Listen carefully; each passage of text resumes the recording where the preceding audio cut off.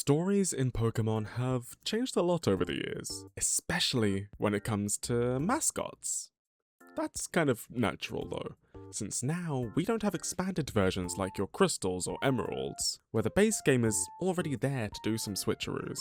Nowadays, Game Freak lets the fun last just a bit longer with DLC story expansions, a small price to pay for a game loop that'll get a good week out of most people.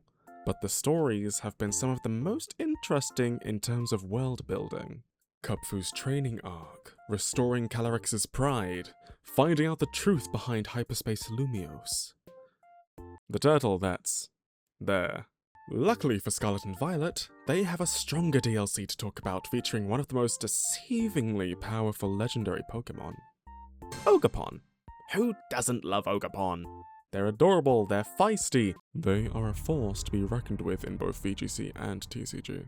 But there's a lot of questions left unanswered in their legend, so as always, I'm here to get my notebook out and write a story of my own for our little friend. But I have a feeling that there's more under the surface with this thing. So, to really get to grips with who Ogerpon is, we need to first remind ourselves about everything we learn about them in Kitakami. To TLDR Ogerpon's lore, a long time ago in Kitakami, a man arrived with the adorable Ogerpon, carrying with them some pretty crystals. But they weren't exactly welcomed because of prejudice, so they made a home for themselves in the mountains where they'd live happily together for a time.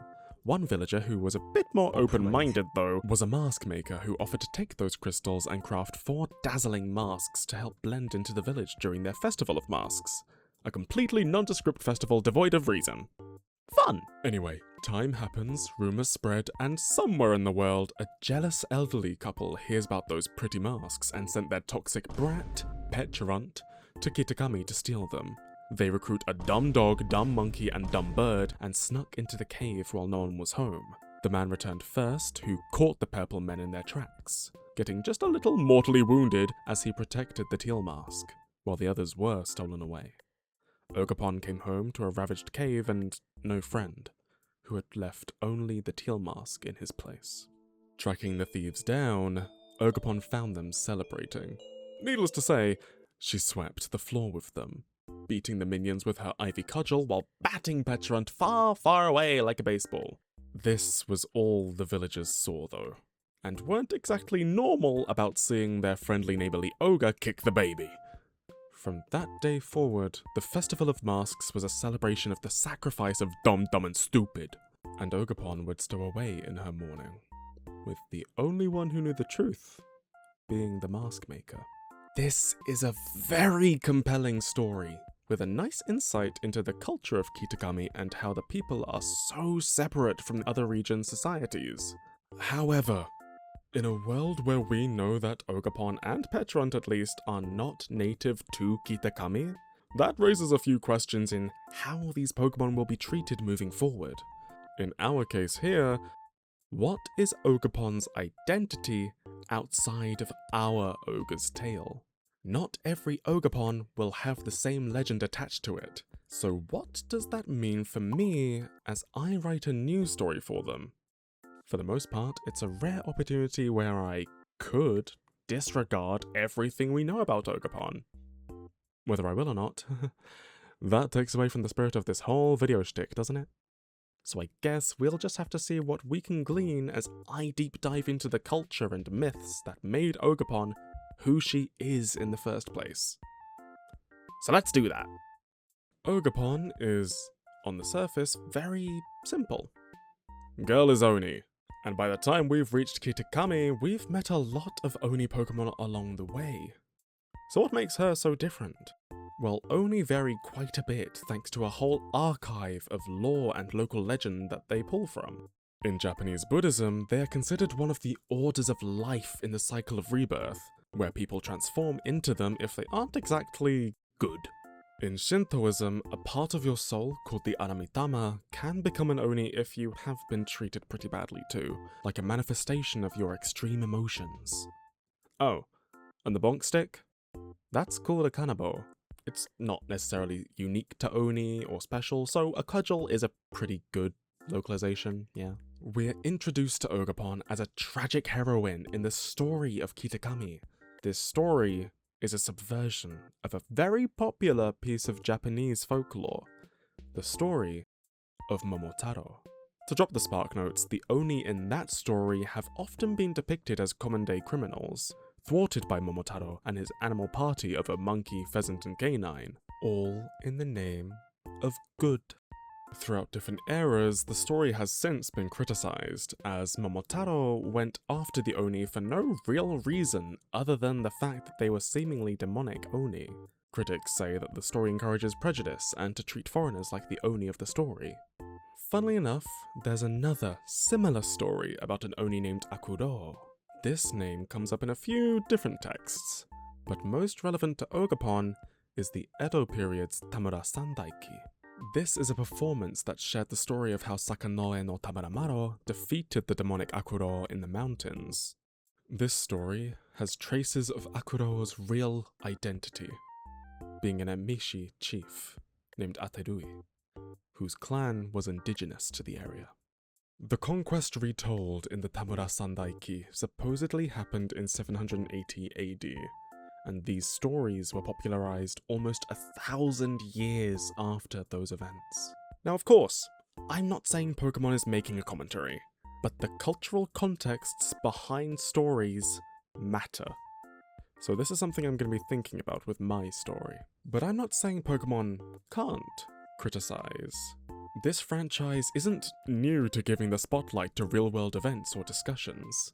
Though it might not always be ham-fisted, it is nice to see that the archetypal storytelling used in Momotaro can have its reverence and fame while being critiqued through their interpretation. Oh, that's a soapbox. Ogerpon has some more modern motifs that contrast with these more traditional traces. You can see this pretty clearly in their name and those lovely little stars in their eyes. Ogerpon is Gyaru, albeit a more subtle one than you might be used to seeing sensationalized. And from a more fashionable perspective, the matching cloak with each mask is a nice touch for a fashionable Gyaru. It would only be right to explore Ogerpon with a little bit more festivity. See, thanks to the TCG Pocket expansion, Fantastical Parade, Ogerpon canonically just loves a do. And as the only instance we've seen them in outside of the DLC story, I guess that means we can more comfortably say that a festival is just where Ogerpon's gonna be at, with all the games and the masks and... oh. Right. The masks. They could be theatrical Nogaku masks, representing the four moods of theatre: joy, anger, sorrow, and fulfillment. Going one by one, the teal mask is an old man smiling that could represent the Oni Kenbai. Held in the real-life Kitakami, it's a sword dance featuring Oni mask-wearing children. The Wellspring mask is a Hanya, or the girl from the legend of Lake Tazawa, who wanted beauty more than anything. She dove in the lake and regretted her choice immediately as she turned into a dragon. The Hearthflame mask is an Oni or lion that could also represent the demon of Ichido Modorihashi. This Oni lost their arm and retrieved it from the cooking pot of their attacker. And finally, the Cornerstone mask is a deity that represents those who bring karma, and potentially also Onigawara, the gargoyle-like Oni faces you can see on various castles and buildings.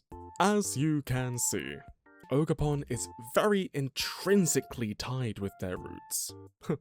Grass joke.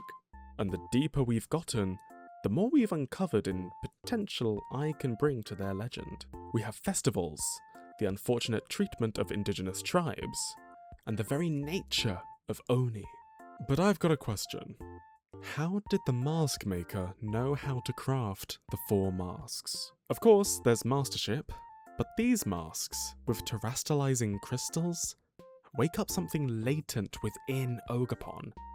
And I doubt that's an ability they would have with any mask. So maybe we can look into that a little bit more together. So sit down, relax, and listen to the story of a group of masked protectors. Oh, is the thing not turning on? Have you checked the wires? Bloody hell, just hit the damn...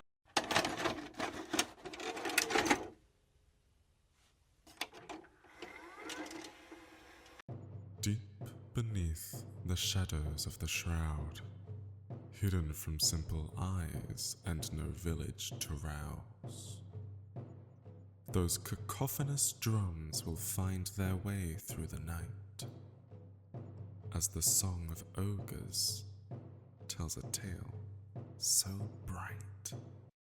Far into trees and lush with fresh dew, the ivy ogres celebrate their bountiful harvest. Their woven baskets full to the brim with giant oranges, fresh water, and kindling to warm their hearth.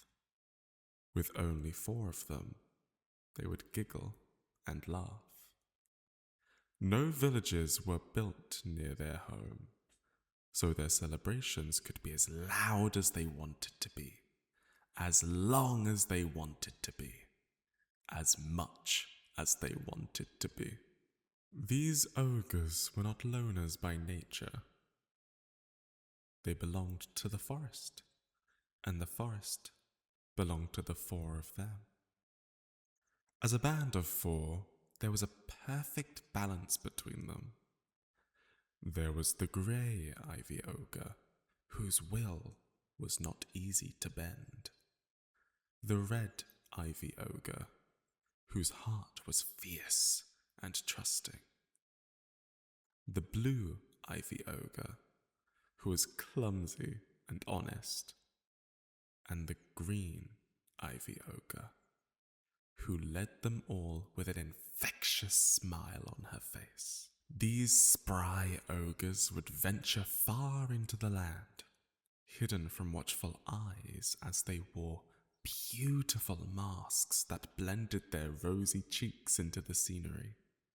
They gave each other little tasks to give them the biggest chance of surviving that unpredictable wilderness. A wilderness where creatures roared, vying for their place. The green ivy ogre could reach the tallest trees and dug into the deepest bushes. She had the strongest vines to carry them upon her back. The blue ivy ogre could track the streams of the cleanest waters. She had the thickest vines that wove with no holes. The red ivy ogre had a knack for finding the best kindling. She was the best cook and helped maintain the hearth. The grey ivy ogre was the best fighter and the best fit to protect their home.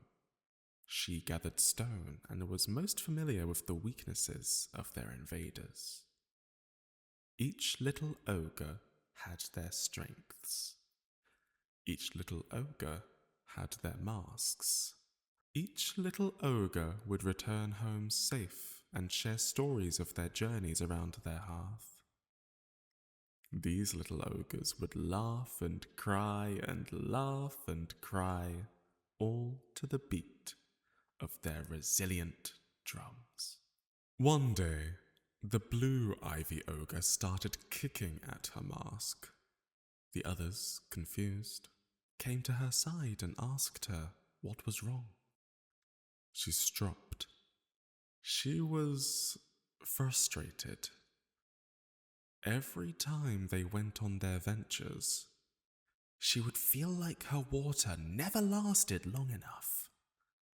She would always be the first to leave and the last to return. This lit a flame in the red ivy ogre, who felt that she ventured out far too often, and she could never gather enough kindling to last. The grey ivy ogre, whose words were short yet poignant, did express her desire to see much more of the world and find more uses for her stonecraft. As such, the green ivy ogre, who was actually rather content with her position, but fair amongst her peers, swapped her mask with the red ogre. Then she swapped the grey and blue ogre's masks. She bid that if on their next venture they could all do each other's jobs just as well as their usual ones, they could feast on the greatest fruits and drink the sweetest dew. All of the little ogres were all happy to wear their new masks, and after sunrise, they would make their way. The grey ogre went the furthest. Her task was to collect the same amount of water as the blue ogre. She chased after streams, retraced after dead ends, and found a beautiful pool, crystal to the edge. This was it. A perfectly clean pool to drink from.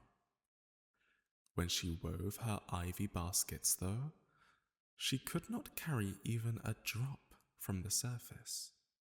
Kicking at rocks, she remembered her greatest strength. She took her cudgel and carved a bowl from stone, a large one. One large enough to carry all the way home.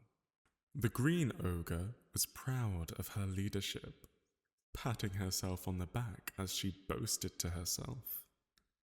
She walked far, far away and found trees that were long dead, ready to keep a fire warm. She took her ever-dexterous vines and brought every bit of dried, dead wood to her pile. The ogre, however, overestimated her vigor. Yes, she gathered more wood, but she could not exactly carry it on her own. As she took her vines and wrapped them round, an epiphany struck. Her vines were her brawn, and she tied bundles upon bundles as she made her way home.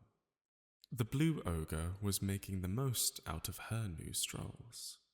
She was cautious to not gather harmful fruits she didn't recognize, and trusted the green ogre's tastes. Her vines were full, and no berries could fall between, but they weren't nearly as juicy as the other harvests. Luckily, she knew exactly how to freshen these fruits, with clean water and a gentle touch. The red ogre was taking her time reinforcing their home. She stretched and took in all this newfound free time she'd never known before. But she did as she was told, and found new stones and silvers to give their home function and flair. Thanks to her adept knowledge of foraging finer woods, she was able to discover finer, more precious ornaments for their home. All was well. All was fair. All was unknowing of a threat that laid in waiting. One night, the red ogre waited for her companion's return. She sat by the hearth, and the bejeweled nest flickered lights into the stars. This attracted a certain foe, ones her and her fellows had never faced before.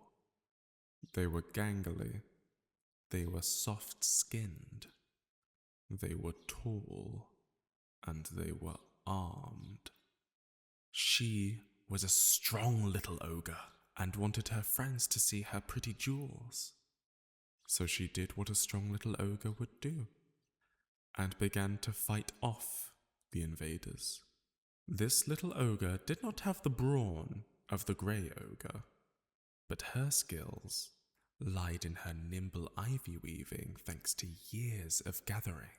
She took the stones she gathered and flung them at the attackers, knocking them back and forth, back and forth. The blue ogre came home first, who shook at the sight of her friend's duel. She could only stand, in shock at the battle before her. The red ogre was holding them at bay, but she faltered. She'd trip, looking down at her friend's green mask. She remembered the kind words she'd give. She remembered her own tricks. The grey ogre came home second, who saw her blue friend tying vines between the jewels that now adorned the nest. She left her bowls of clean water at the wayside and jumped into the newly formed ring, cudgel in hand, and eyes on their targets. The green ogre came home last, who watched on with a coy smile as everyone fought their part in the fray. A knowing smile that saw what each of them had learned. And she was no different. With her trails of kindling bundles, she dashed between the towering legs of the invaders, watching them fall, one by one. The 4 ivy ogres surrounded their assailants. They jumped around and traded their colourful masks. The underprepared humans gawked at the idea that 4 tiny ogres could overpower them so. They managed to weasel themselves from the kindling bundles, ran far into the cover of night, tears trailing their way home. When sunrise came, the ivy ogres shared stories of their travels. They shared what they had learned from their new tasks, and they found comfort in their preferred ones. For hours on end, those ogres struck sound. Till dusk to dawn, their peace would resound. The lessons they'd learn, a future so bright. With those masks they wore, a light to ignite.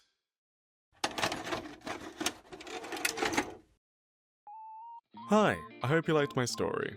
Thank you so much for watching, and for those who voted for this week's video, I hope I did you proud. You can support me by liking the video you've just watched or on Ko-fi, where you can not only donate, but download my book of Pokemon-inspired legends, Tales Once Lost, for completely free. Follow my socials, subscribe to see what I get up to, and maybe, just maybe, we can see each other again.